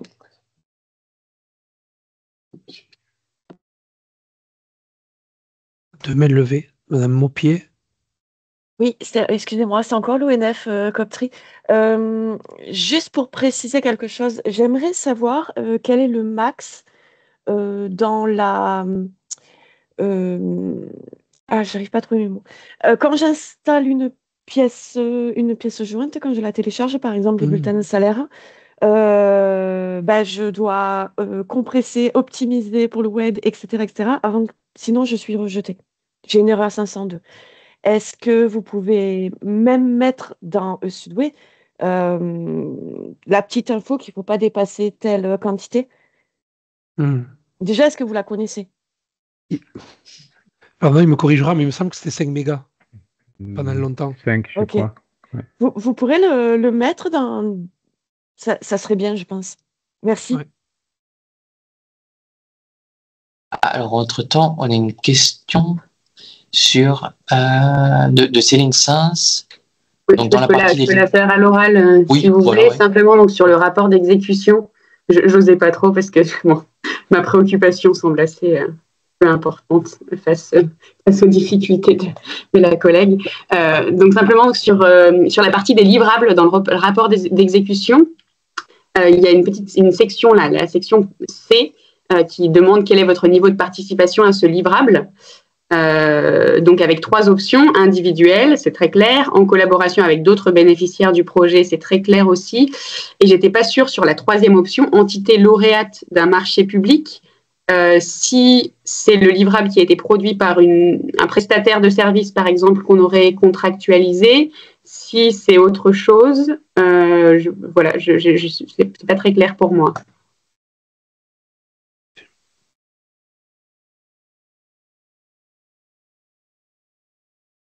Peut-être pas que ça laisse tout le monde pour toi là. Mais c'est peut-être un problème de traduction, mais effectivement, il faut regarder ça parce que ça paraît bizarre. J'ai pas changé de langue. Parce que pour le coup, que dans un rapport d'exécution, donc de bénéficiaire, il y ait cet aspect-là, lauréat de marché public, ça semble un contresens. Et Céline, ce que je te propose, c'est que tu me le fasses passer par mail et je vérifie en interne pourquoi, est-ce que c'est un problème de traduction ou autre. Oui, ça marche. Je regarde en espagnol ce que ça donne, mais effectivement, c'est pas très... Voilà.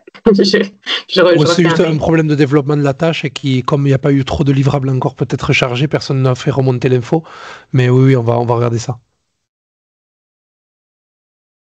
Ah, ok. En fait, en espagnol, c'est entidad adjudicataria de un contrato público. C'est ça qui a été traduit. Ouais, c'est ça, c'est la même chose à peu près, il me semble. Ouais. Bref.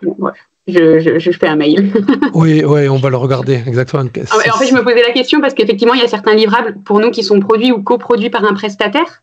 Okay. Effectivement, avec lesquels on a un contrat pour effectuer une tâche qui est en lien avec la production de livrables.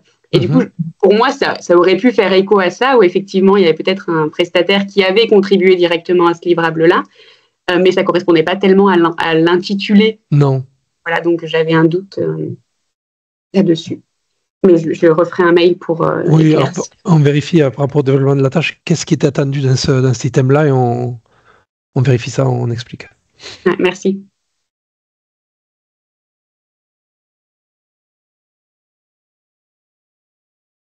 Et alors, une main levée de Kamel de Smarty. Bonjour. Donc Kamel, Société Smarty, projet Remain.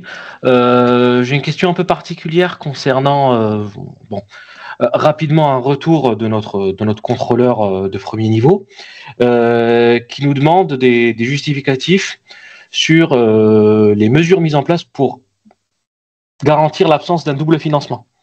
En discutant avec notre comptable, on s'est dit soyons directs, on a le grand livre de toute la compta 2024.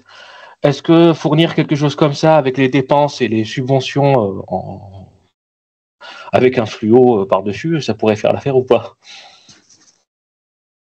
Oui, absolument. Si vous avez la possibilité d'identifier dans un extrait comptable l'ensemble des subventions que vous percevez sur les projets, ça lui permettra de savoir quel est le niveau de financement public que vous avez et à partir de là d'écarter le risque de double financement.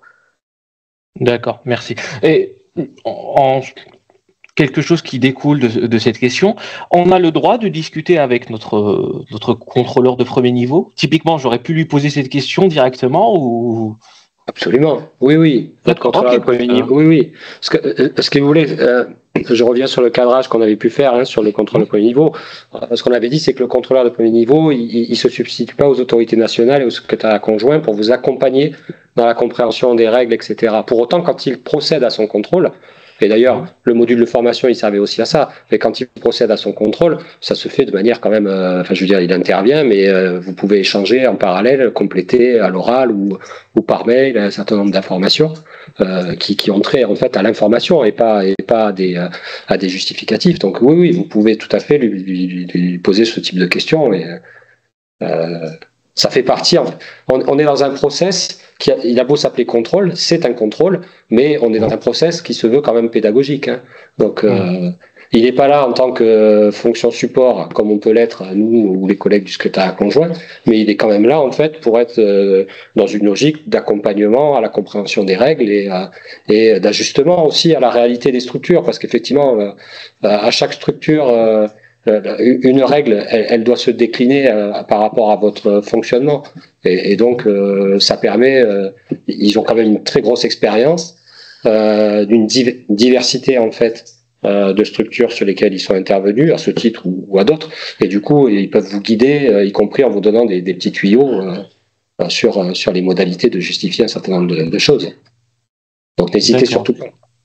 D'accord, merci beaucoup. C'est vraiment par rapport à la modalité de justification en elle-même et non pas à la dépense en elle-même. D'accord, merci beaucoup.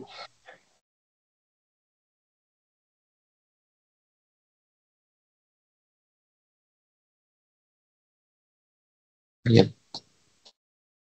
le sentiment qu'on a épuisé le stock de questions. Et il nous reste encore un peu de temps, donc n'hésitez pas. Pour ceux qui n'ont pas pris la parole ou qui ont encore des doutes.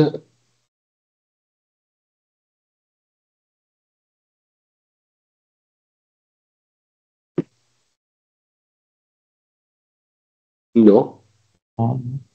Des informations descendantes de la part du secrétariat conjoint. Ah si, Madame Maupied. Madame Maupied. Oui, pardon, je vais relire le guide, mais j'ai beaucoup de dépenses là à déclarer et alors j'ai dû marcher, ça, il n'y a pas de problème. Par contre, pour la mise en concurrence, j'ai les mails, les devis, tout ce qui va bien.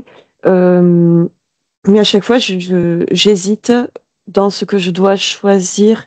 Enfin, je dois créer un marché, même sur, par exemple, j'ai 3 devis. Je sais que c'est pas 3 réellement, mais je dois créer un pseudo-marché dans le Sud-Ouest à chaque fois. En fait, l'onglet contrat, il est prévu pour les achats en fait qui relèvent effectivement d'un contrat sur lequel en fait soit vous êtes sur des seuils qui nécessitent une formalisation un petit peu importante du marché, soit vous êtes en fait en tout état de cause sur un marché avec des dépenses récurrentes. D'accord ? Même si c'est pas, par exemple, si vous avez une prestation qui est d'un montant relativement faible, on va dire, je sais pas moi, 1200 €. Voilà. Mais que ces 1200 €, vous allez les payer en 3 fois. Ou en 2 fois, enfin un acompte et un solde. Mécaniquement, vous allez avoir 2 dépenses à adosser à cette dépense. Donc, on vous invite à faire un contrat dans l'I-Sud-Ouest.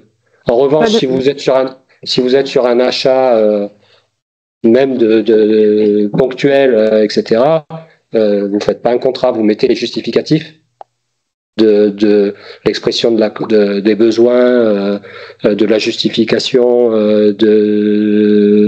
des prix et de la justification du choix dans la dépense directement. Parce qu'en fait, ça va être pour le contrôleur de premier niveau, il va se pencher uniquement sur cette dépense-là et puis il la contrôlera comme une dépense, on va dire, plus classique. Donc, vous mettez tous les justificatifs à cet endroit-là. Mais on comprend effectivement que ça soit pas, c'est pas, parce que comme il n'y a pas de seuil défini qui dit en gros ça c'est un contrat, on comprend que vous soyez parfois en difficulté pour opter. Mais voilà, de manière récurrente, c'est systématiquement un contrat et sur des achats voilà qui font l'objet d'un acte d'engagement ou oui, parce que là mécaniquement c'est un contrat. Au Coptri, effectivement, on a acheté des plans. On a fait une demande, enfin c'est des plans spécifiques, on a fait des demandes en Espagne, tout ça, Mais on a effectivement des échanges de mails, des devis, des parties là-dessus, en fait. Moi, dans mon administration, on a des procédures pour les marchés, mais moi, j'étais en dessous. Donc, effectivement, on a fait la mise en concurrence, entre parenthèses. On a envoyé des mails et puis voilà.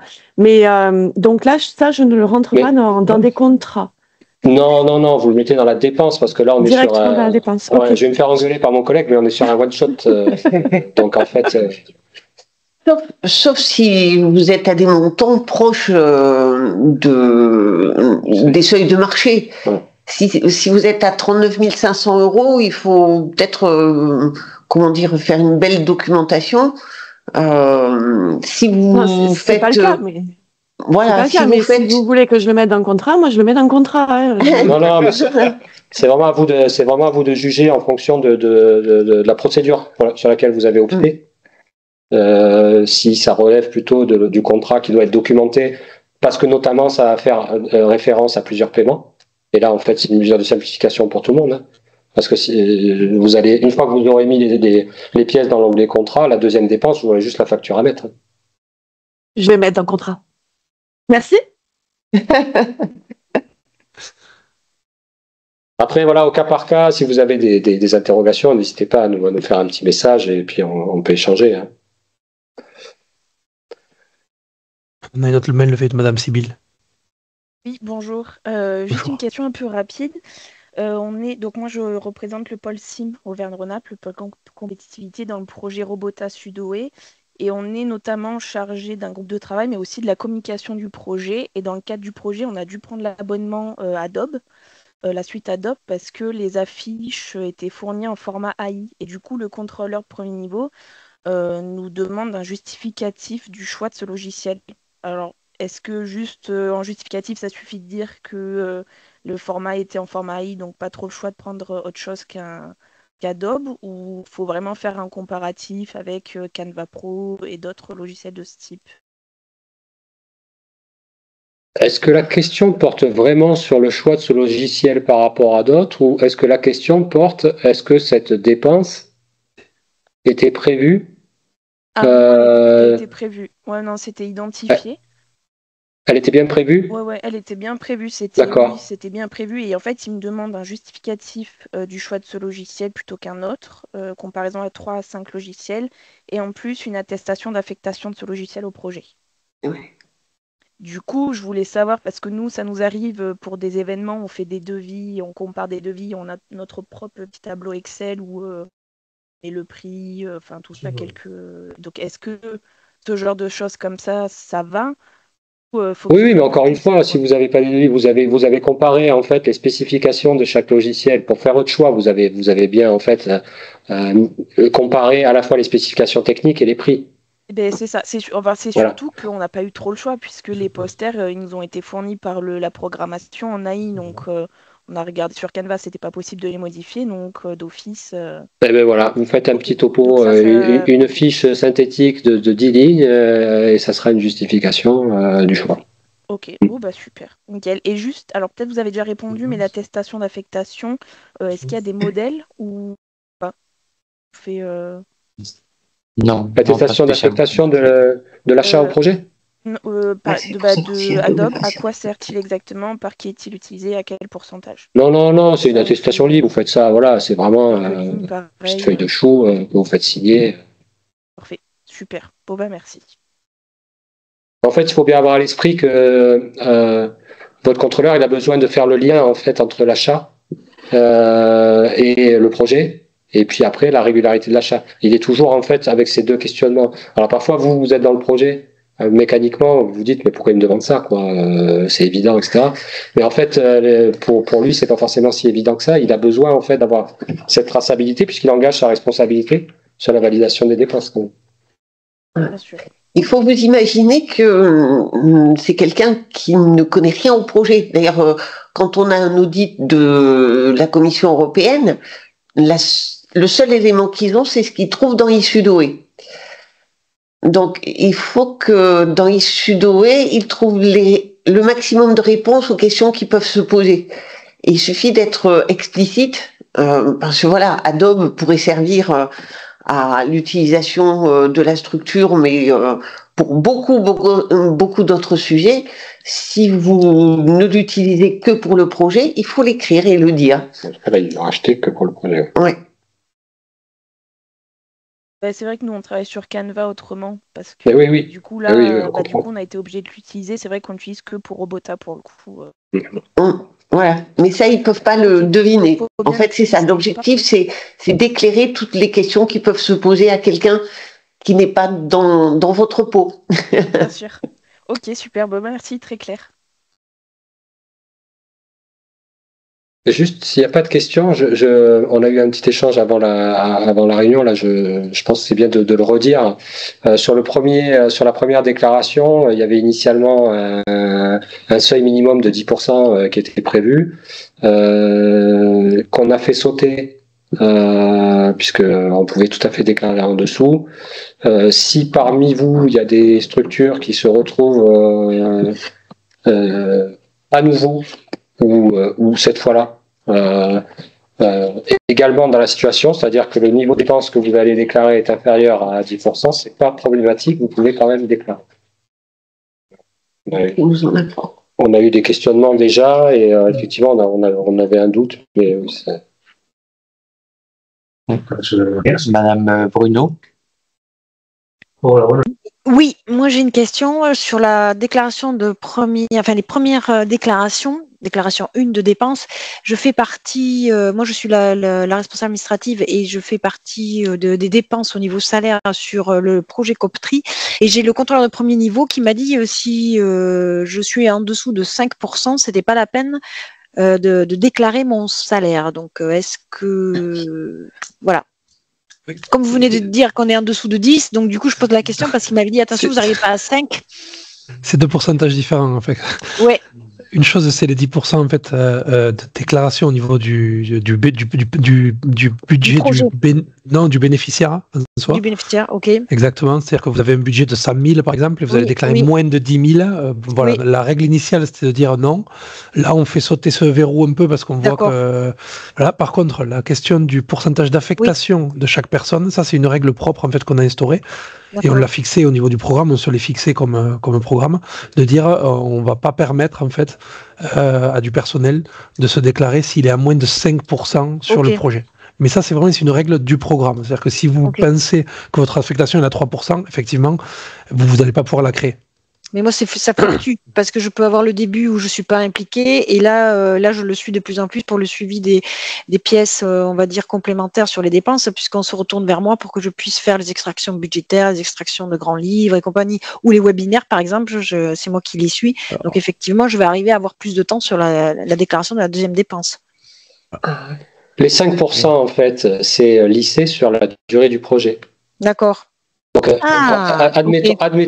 admettons que vous ayez été prévu comme personnel administratif sur le projet. Oui. Et donc, votre temps est prévu sur 36 mois à 5%. Si en année 1, vous travaillez que 2%, c'est pas notre souci en fait. Vous serez mécaniquement déclaré à 5%. Dès lors que vous travaillez, dès lors que vous êtes déclaré sur l'annualité en question, vous serez à 5%. Et sur l'année 2, si vous travaillez à 20%, vous serez quand même à 5%. D'accord, ok. C'est lissé sur l'année. D'accord. Moi, personnellement, je suis à 9%, donc je serai lissé à 9% sur. Vous serez lissé à 9% indépendamment du temps réel que vous allez accomplir chaque année. Voilà. Encore une fois, et comme on a beaucoup parlé de ces questions de justification du temps, on est sur une mesure de simplification. Ouais. Il faut le rappeler. Alors, la contrepartie, effectivement, c'est d'indiquer sur quoi on travaille sur les autres pourcents, mais on est sur une mesure de simplification. Donc, vous ne faites pas de soucis là-dessus dès lors que vous êtes déclaré. En fait, cette mesure qu'on a prise de 5%, c'était pour éviter le saucissonnage, où on avait des projets avec 20 personnes à 5%, ce qui voire moins, ouais. Et ce qui est en termes de coût de gestion, même pour les structures d'ailleurs, complètement ingérable, quoi. D'accord, donc ça veut dire que sur la déclaration 2, là, je peux me déclarer sur 2024 et je serai de toute façon à 9%. Dès lors que vous avez travaillé, vous pouvez être déclaré. Voilà. Oui, je travaille Si je prends le cas, par exemple, si je prends le cas d'un personnel technique qui travaille sur un certain nombre de groupes de tâches précis, oui. Si le groupe de tâches est engagé, la personne ne peut pas déclarer son temps de travail, en revanche. Elle va déclarer son temps sur le GT sur lequel elle travaille. Mais dans votre cas, vous êtes sur toute la durée du projet, donc vous pouvez tout à fait déclarer votre pourcentage. Ok, mais c'est ce que je vais faire alors. Mais merci. Mais vous faites bien.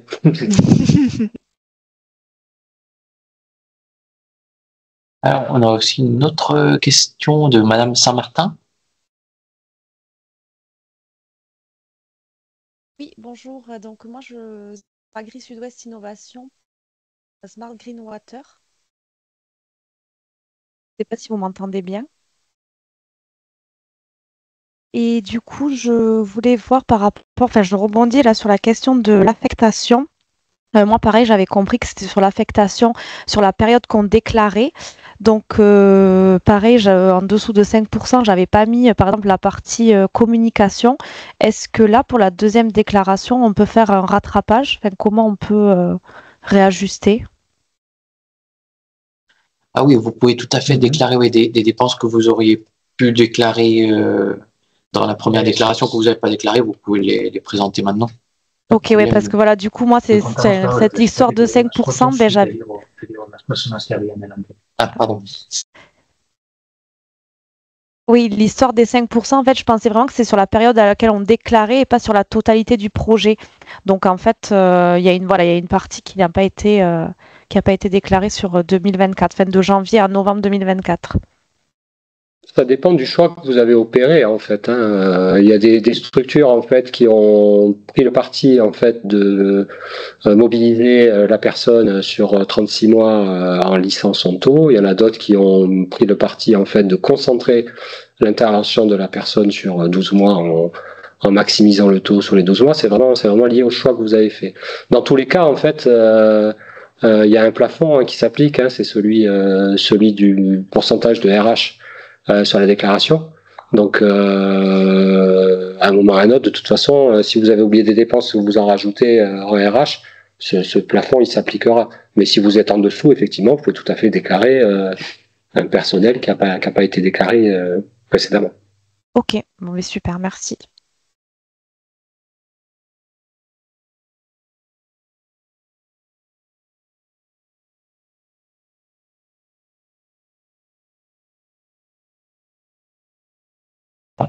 Plus d'autres questions cette fois-ci. Le dernier appel. Dans les aéroports.